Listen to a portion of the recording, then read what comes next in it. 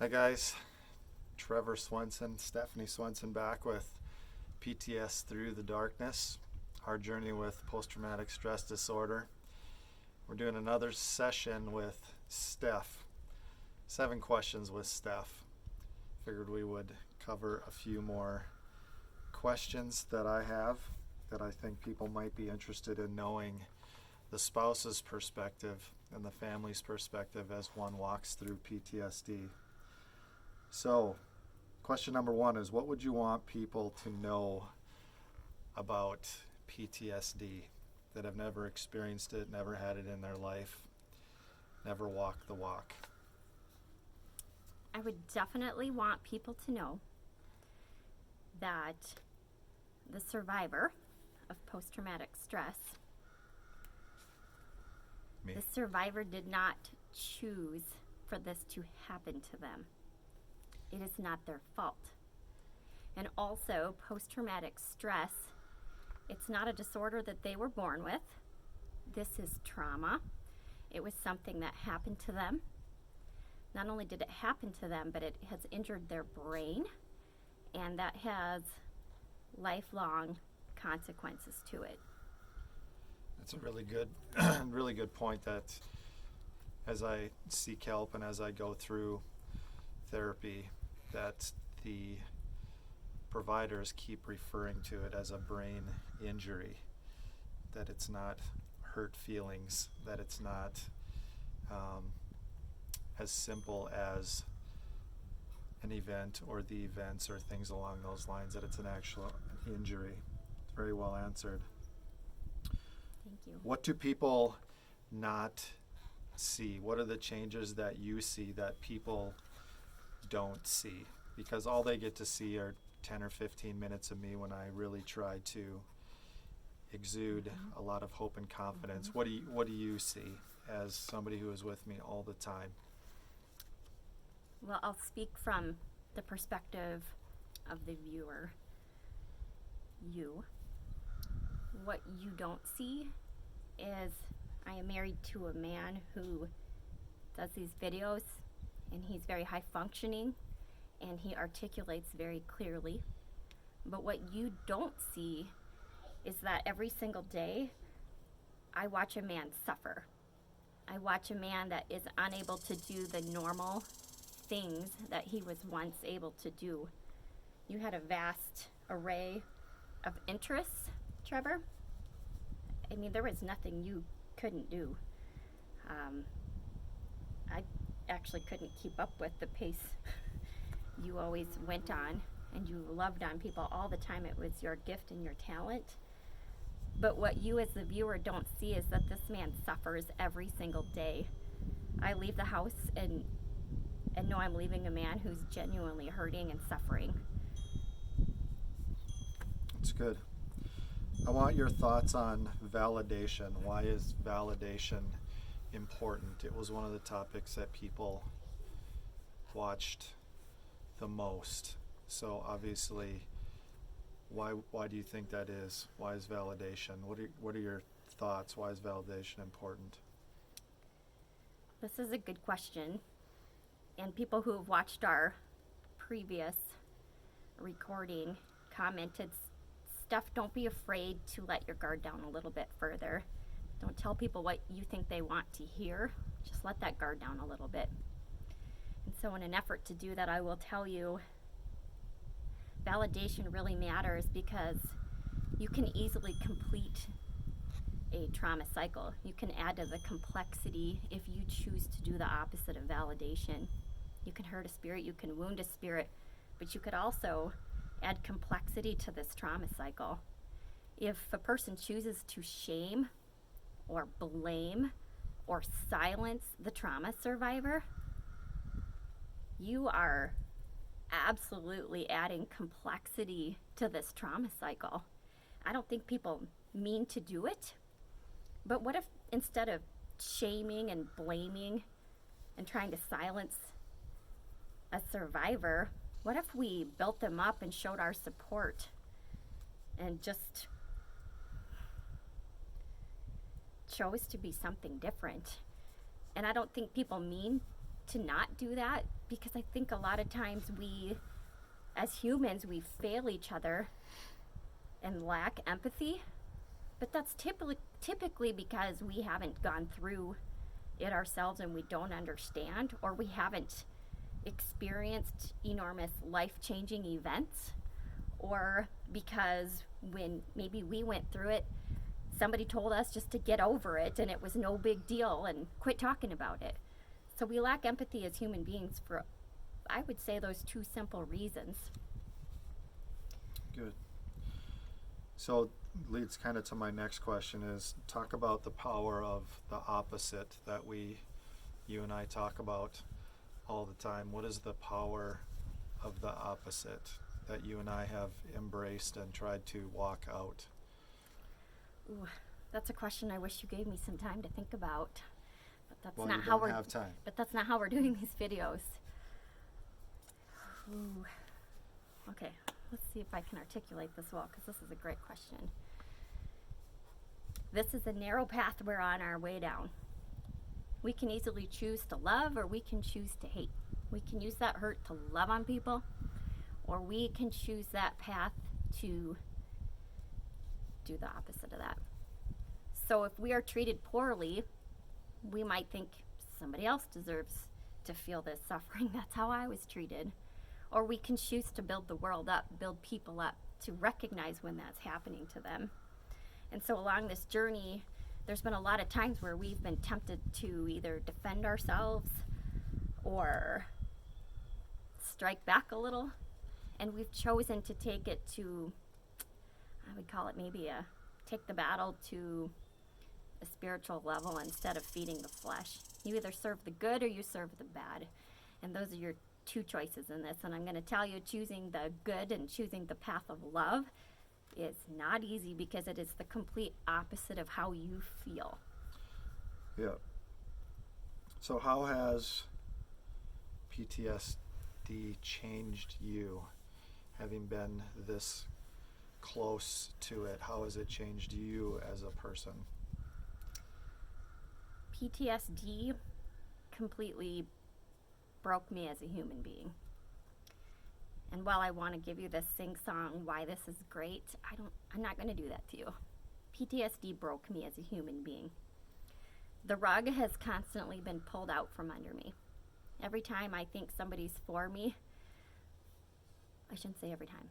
I have frequently found when I thought somebody was for me, they weren't necessarily for me. And oftentimes there was this feeling of betrayal. Well, I'm going to tell you, the best part about this is I learned you have to have a strong foundation of who you are, and you have to look for what is for you. And while that is hard to find, I will tell you, you have a perfect creator that made you and loves you and will never fail you. And I learned to look for my identity through my creator. When you do that and the rug is pulled out from under you and your foundation isn't on that rocky, slippery rug, it's tethered above, you aren't as disappointed in the people part of things. As far as worldly comforts, I just want to touch on that real quick, if that's okay with you. In PTSD journey, anything on this earth that might have brought me a little bit of earthly comfort has been taken from me, one piece at a time. And I'm telling you, it's a little intimidating when you just want a little bit of earthly comfort to get you through. I don't care if it's finances, friends, people that might have thought you hurt them when really you were the one hurting. I could go on. I could go on and on about that, but I'm not going to. But again, if you don't look to the world for these earthly comforts, you just understand that your Father loves you and comforts you. You will get through this. Yeah, and I want to add as well that one of the things that has kept my head above water, the more that I look into it and the more that I study and the more that I really believe that it is the truth, is that Christ suffered immensely. that it was his example that we are to follow, in not only how he suffered, but recognizing that participating in his suffering is actually very, very honorable. That doesn't make the suffering any easier. It doesn't take away the suffering, but it gives you a completely different perspective on the suffering. And that really is the heart behind putting together this comprehensive series. As comprehensive as I possibly can make it on PTSD, is to give a wider perspective in the hope and the encouragement in walking through trauma.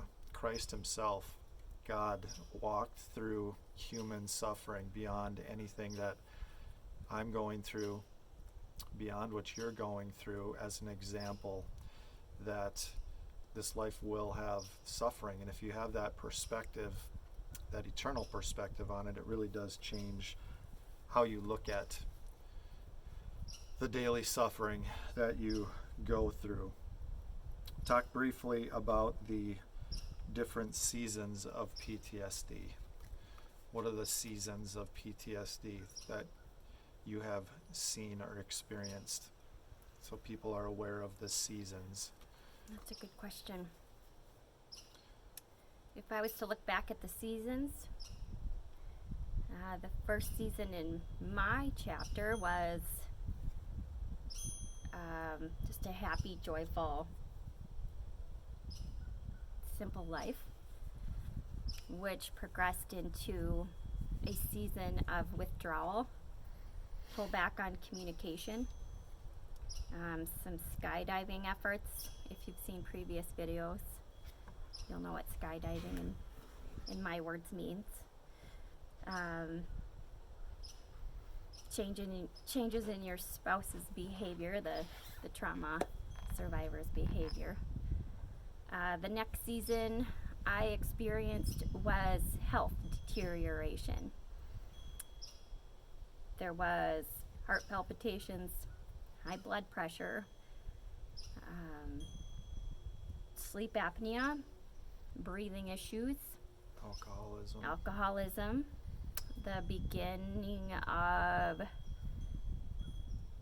anxiety, signs of depression, pulling back from friends, more behavior that you couldn't explain to friends, family that started to suffer next.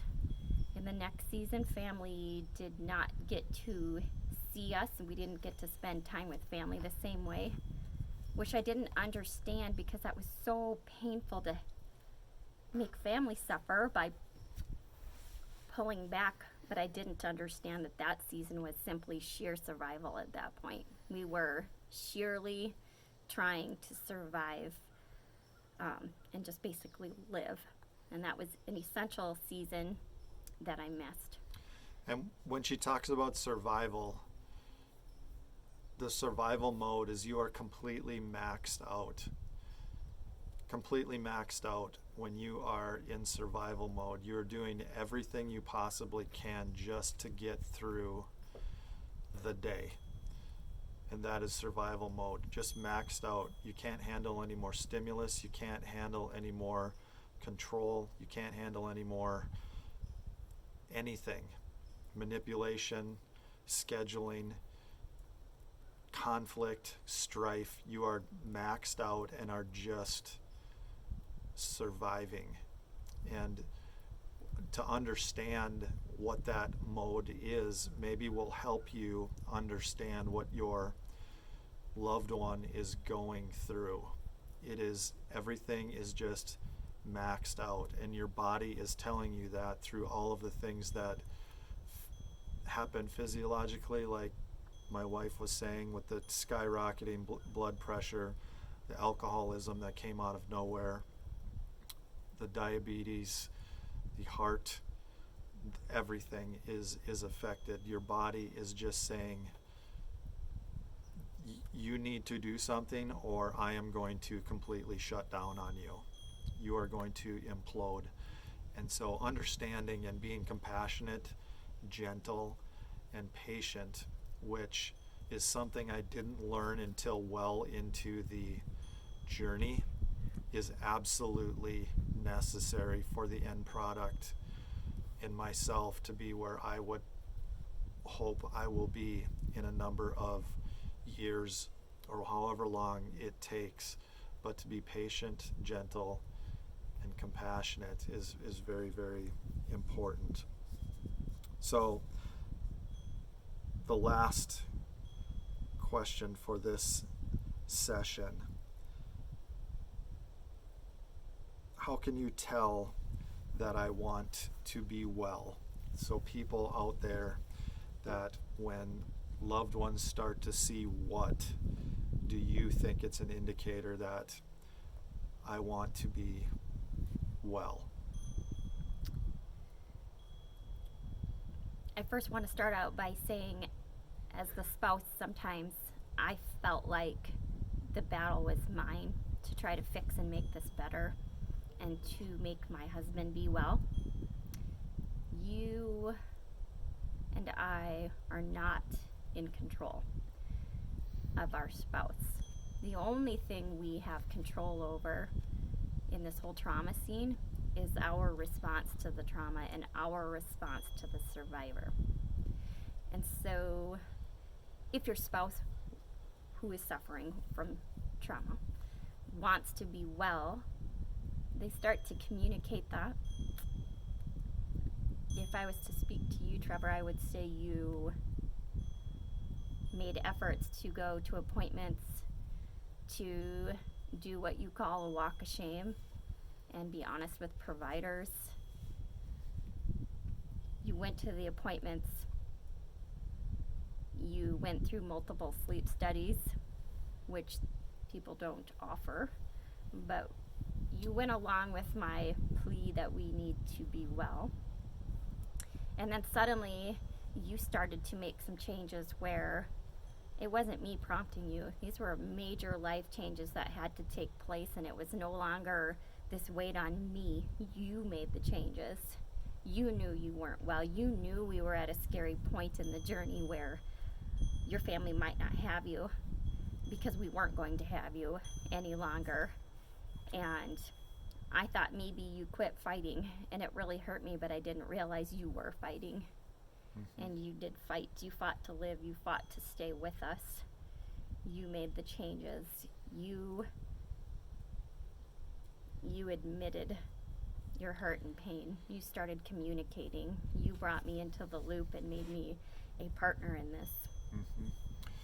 So I want to close this series of questions with, there is a lot of, and my wife actually coined it for me, the phrase picking up your mat and walking.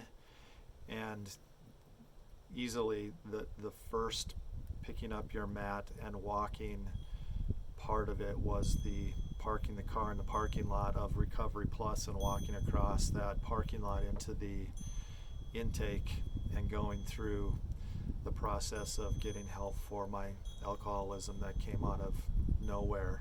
I didn't make you do that. You chose to do that. Yeah, in fact, I don't even think I told her that I was going to, or that I did do that. But the more you learn about PTSD, and I can't stress enough, the more you understand how it formed in your case, the more good, knowledgeable medical professionals that you listen to, whether it be online or in person, and the more informed you become, I will tell you that it changed my perspective on getting through this.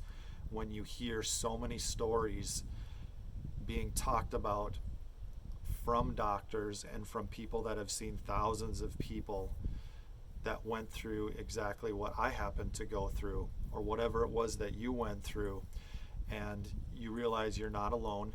You realize there are very well informed professionals whose job it is just to deal with situations like yours, and you become confident in your battle because you understand what is happening. So when the anxiety, the depression, the suicidal thoughts, the social aversion, the lack of energy, the loss of interest, when all of these things happen, you are well equipped and well armored to understand that it's normal and it's part of the process, and there's power in that.